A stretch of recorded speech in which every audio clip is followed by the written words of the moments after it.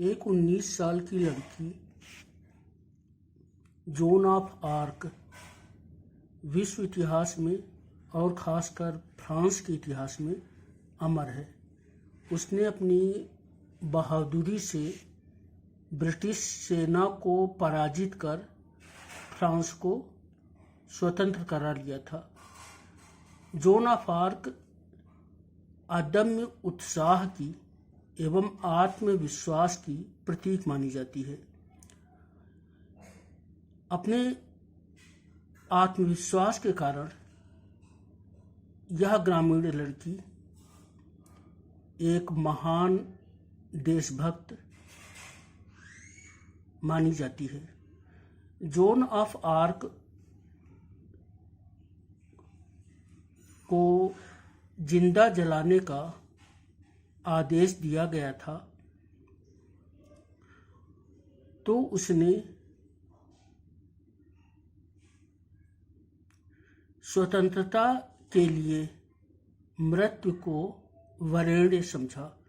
बात ऐसी थी कि उसके सामने एक विकल्प दिया गया था कि यदि वह आरोपों को स्वीकार कर ले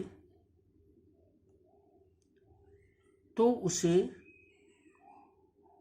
क्षमा किया जा सकता है। जोन ऑफ आर्क ने उस 19 साल की लड़की ने आरोपों को स्वीकार करने वाले प्रपत्र पर हस्ताक्षर कर दिए थे, यानी उसने स्वीकार कर लिया था कि वह दोषी है। परंतु जब उसे बताया गया कि अब उसे आजन्म कारावास दिया जाएगा, तो उसने उस कागज को नोच कर फेंक दिया, क्योंकि वह स्वतंत्र रहना चाहती थी। वह नहीं चाहती थी कि उसे जेल में आजन्म कारावास भुगतना पड़े, एक परतंत्रता की जिंदगी वह जिए। तो उसे जिंदा जला दिया गया। इसी जोन ऑफ आर्क को चर्च ने कैनोनाइज्ड किया, उसे संत घोषित किया और वह सेंट जोआन हो गई। सेंट जोआन पर जॉर्ज बर्नार्ड शॉ ने एक प्ले की सृष्टि की है। 1925 में जॉर्ज बर्नार्ड शॉ को नोबेल पुरस्कार मिला।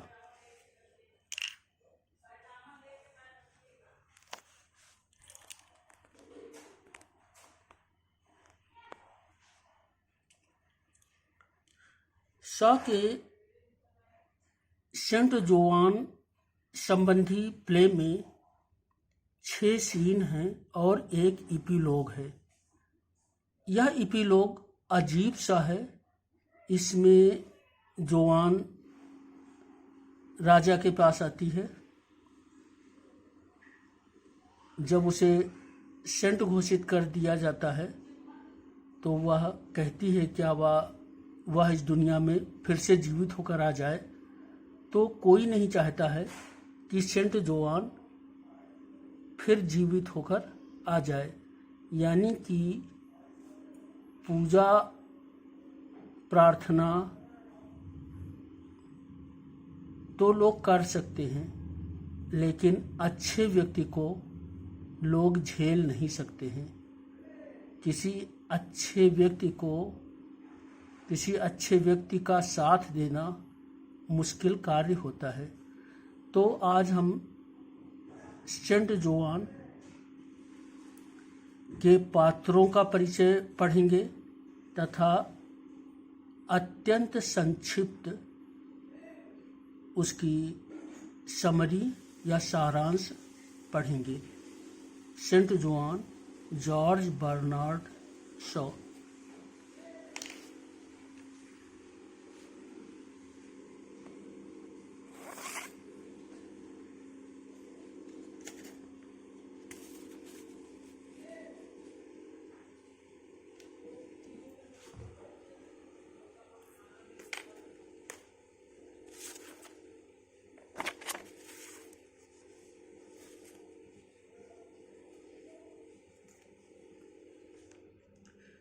Saint Joan George Bernard Shaw 1956-1950 Nobel 1925 Joan was born in France on January 6, 1412.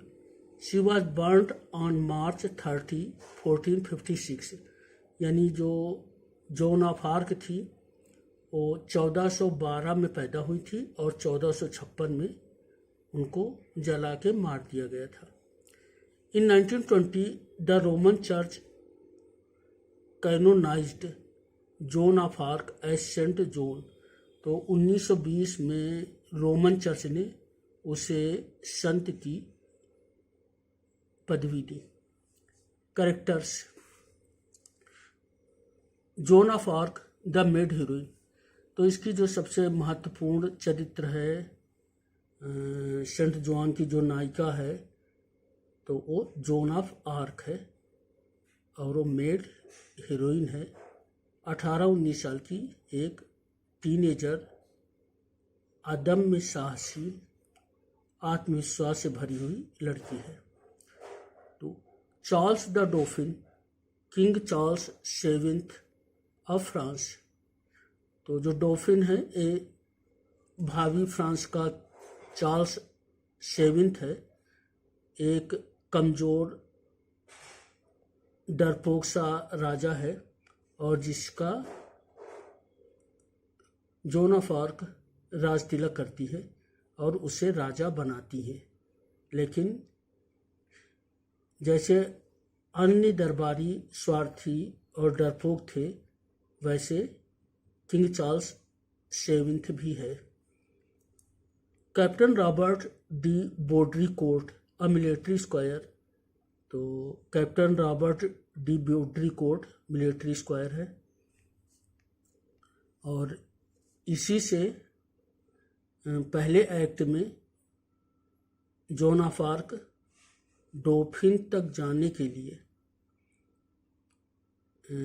घोड़े मांगती है और फिर रुचिकर चमत्कार होते हैं.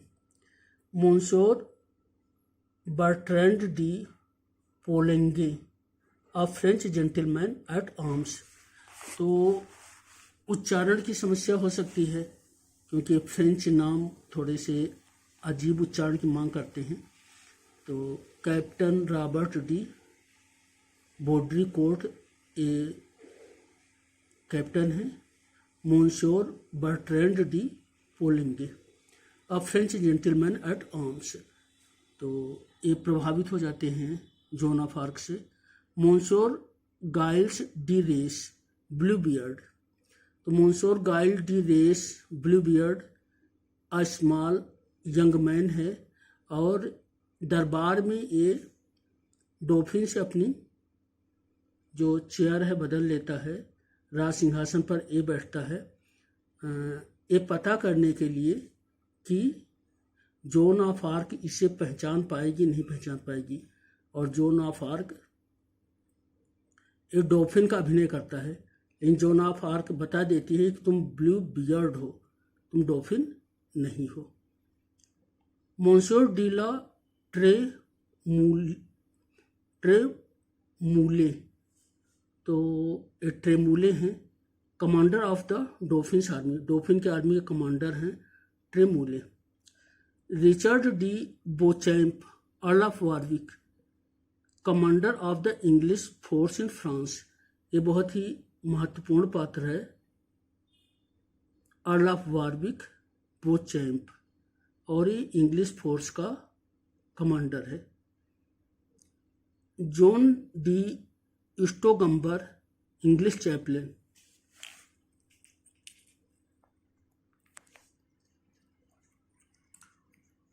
John de Stogumber English chaplain होता है और जब जोन ऑफ आर्क का एक्विजिशन होता है तो उसमें अर्ल ऑफ वारविक और जॉन डी स्टोगम्बर दोनों उसको सजा देने के लिए जिम्मेदार होते हैं, उत्तरदायी होते हैं और दोनों के अपने अलग अलग कारण होते हैं.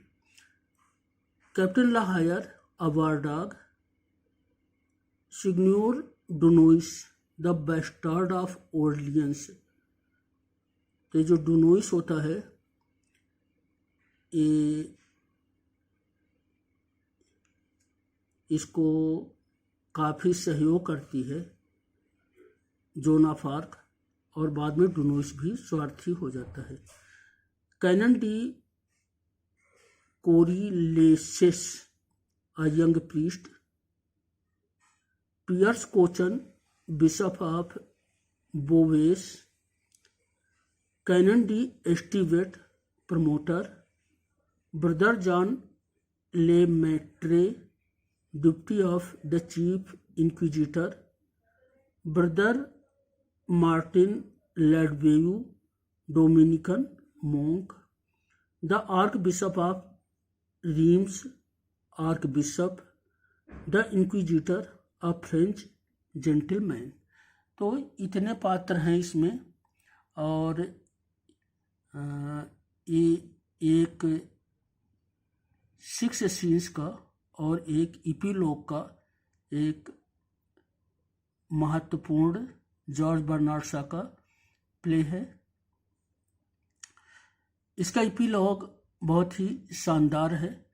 तो इसमें पियरे कोचन जो बिशप ऑफ बोवेइस हैं,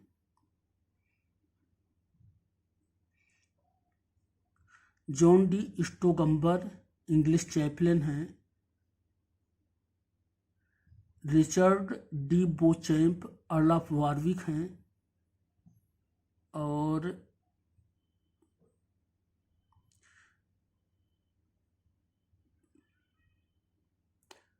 सिग्न्योर Dunois the bastard of Orleans हैं। इनके बहुत ही महत्वपूर्ण भूमिकाएं आती हैं। तो अब इसकी जो सीन्स हैं, जो दृश्य हैं, उनको देखते हैं।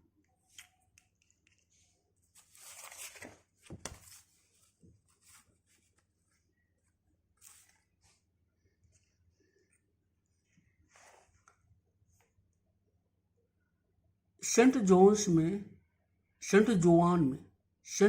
में 6 सीन्स हैं और एक एपीलॉग है। 6 scenes plus the epilogue Saint Joan. Scene 1, arrival of a fearless country girl before the captain. Joan is allowed to visit the court of Dauphin। तो पहले सीन में होता है कि एक निर्भीक देहाती लड़की कैप्टन सामने आती है, और कैप्टन उसे काफ़ी मुश्किलों के बाद उसे डॉफिन के दरबार में जाने की अनुमति दे देता है। Scene 2, Dauphin declares Joan as the commander of his forces. तो जब जॉन ऑफ आर्क डॉफिन के दरबार में जाती है तो वहाँ पर उसकी परीक्षा ली जाती है। ब्लू बियर्ड डॉफिन की चेयर पर बैठ जाता है और डॉफिन लोगों के बीच में छिपकर बैठ जाता है, लेकिन जॉन ऑफ आर्क उसे वहाँ से उठाकर लाती है और बताती है कि तुम अपने आसन पर बैठो। उसके साथ जो लॉर्ड चैम्बरलेन हैं या आर्क बिशप हैं, वे अवज्ञा करते हैं, अच्छा व्यवहार नहीं करते हैं, उस पर दरबारी भी हंसते हैं, लेकिन वह आत्मविश्वास से भरी है। जॉन ऑफ आर्क का दावा है कि उसे ईश्वर की आवाज़ सीधे सुनाई पड़ती है, देवदूतों की आवाज़ उसे सीधे सुनाई पड़ती है, और अंततः डॉफिन उसे अपनी सेना का कमांडर घोषित करता है। Dauphin declares Joan as the commander of his forces, यानी जॉन डॉफिन को ये करने के लिए मजबूर सा कर देती है। Scene 3, Dunois is forced to believe in maid's miraculous powers, he offers her command of his army. तो जो डोनोइस होता है, जो फ्रांस की सेना का कमांडर होता है, वो मेड यानी जॉन ऑफ आर्क के मिराकुलस चमत्कारपूर्ण शक्तियों से प्रभावित हो जाता है, उस पर विश्वास करने लगता है और उसे अपनी सेना की कमान सौंप देता है। ये तीसरा दृश्य था। Scene 4, Captain Stogumber is angry with English commander Warwick for continuous defeats of English force. तो जोन ऑफ आर्क के नेतृत्व में अंग्रेज हारते हैं लगातार। डॉफिन को जोन ऑफ आर्क राजा बना देती है। तो जो कैप्टन है इंग्लिश फोर्स का, वो कमांडर पर गुस्सा होता है। Captain Stogumber is angry with English commander Warwick for continuous defeats of English force. Warwick considers Joan's teachings anti Catholic and anti Christian. Warwick considers Joan's teachings anti Catholic and anti Christian. तो Warwick कहता है कि zone जो बोलती है वो anti Christian है। Scene 5, it reveals the mean mentality of Dauphin and Dunois. तो सीन 5 में हम देखते हैं कि जो दरबारी हैं, जो आर्क बिशप हैं, जो लॉर्ड चैम्बरलेन हैं, जो किंग डॉफिन है, जो सेना नायक डुनोइस हैं, इन सारे लोगों की खराब मानसिकता को देखते हैं। ये सब घोषित करते हैं कि यदि जोन पकड़ी जाती है तो ये लोग कुछ नहीं करेंगे, यानी जोन को सतर्क रहना चाहिए। अब यह उसकी जिम्मेदारी है कि वह अपने को बचाए। और जोन कहते हैं कि पूरे फ्रांस को स्वतंत्र कराना है। तो ये लोग अब भी अंग्रेजी सेनाओं से डरते हैं और वे चाहते हैं कि अंग्रेजों से संधि कर ली जाए, जिसके लिए जोन तैयार नहीं है। जोन बताती है कि उसकी मृत्यु हो जाएगी जल्दी ही, 1 साल के अंदर, लेकिन फ्रांस स्वतंत्र होगा। तो ये लोग फिर कहते हैं कि जोन को यदि अंग्रेज पकड़ लेते हैं तो वे लोग जोन को नहीं छुड़ाएंगे। Scene 6, John is captured. Joan पकड़ ली जाती है। Joan is burn to death but her heart remained unburned. तो इक्विजिशन होता है, ट्रायल चलता है और वे कहते हैं कि जोन हेरेटिक है, जोन नास्तिक है, जोन एक विच है, चुड़ैल है, और अंततः जोन को जिंदा जला दिया जाता है। तो पहले जोन को माफ़ी मांगने को कहा जाता है, जोन इनकार करती है, लेकिन जोन को लगता है कि यदि वो क्षमा मांग ले, माफ़ी मांग ले तो उसे स्वतंत्रता मिल जाएगी, तो तैयार हो जाती है। लेकिन माफ़ी मांगने के बाद उसे पता चलता है कि उसे आजन्म कारावास दिया जाने वाला है, तो उस पन्ने को फाड़ देती है और माफ़ी नहीं मांगती है। तो जोन को जिंदा जला दिया जाता है। Joan is burn to death but her heart remained unburned. लेकिन उसका जो हृदय है, जो उसका दिल है, वो नहीं जलता है। The epilogue, Joan is canonised as a saint. तो एपिलॉग में है कि जोन को सेंट का दर्जा दे दिया जाता है। Saint Joan asks the God when will this earth be ready to receive thy saints. तो ये डायलॉग बहुत ही महत्वपूर्ण डायलॉग है।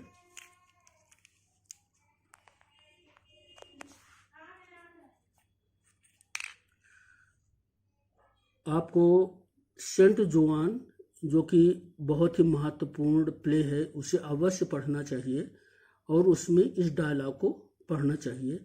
Saint Joan asks the God when will this earth be ready to receive thy saints. यानी Saint Joan कहती है कि हे ईश्वर, ये दुनिया तुम्हारे संतों को ग्रहण करने के काबिल कब बनेगी। Thank you.